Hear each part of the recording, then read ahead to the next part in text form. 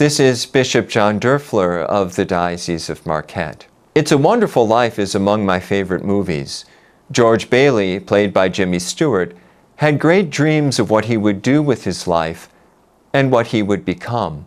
He spent his life helping people in the town and never realized his dreams.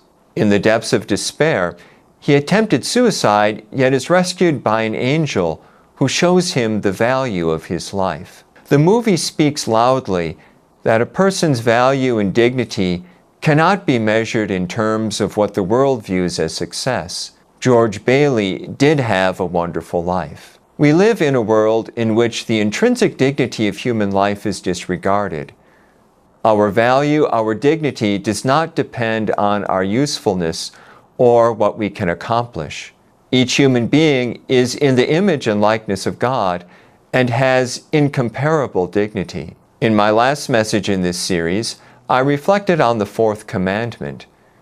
In this message, I would like to reflect on the fifth commandment, you shall not kill. This commandment directs us to uphold the dignity of human life and forbids us to engage in actions contrary to that dignity. Today, we face many threats to the dignity of human life, including, but not limited to, murder, abortion, euthanasia and physician-assisted suicide, unjust war, deliberately targeting non-combatants in war, torture, recreational drug use, drunkenness, excessive speed while driving, overeating to the point of endangering our health, kidnapping and hostage-taking, and terrorism.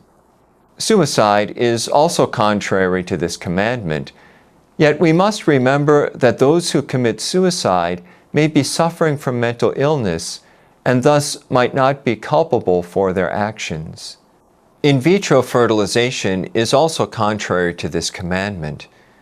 As it is commonly performed, human embryos that are judged to be of insufficient quality are discarded, leftover embryos are frozen, and the whole process treats human life as if it were something to be produced instead of received as a gift. In addition, embryonic stem cell research destroys human life in the process. Other similar threats to the dignity of human life include experimentation on human embryos and human cloning. Let us remember that bad actions are not justified by good reasons for doing them. While it is laudable to find cures for those suffering from diseases, and having children is a great good, these good ends do not justify the bad means of the destruction of human life. The offenses against human life typically begin with our attitudes.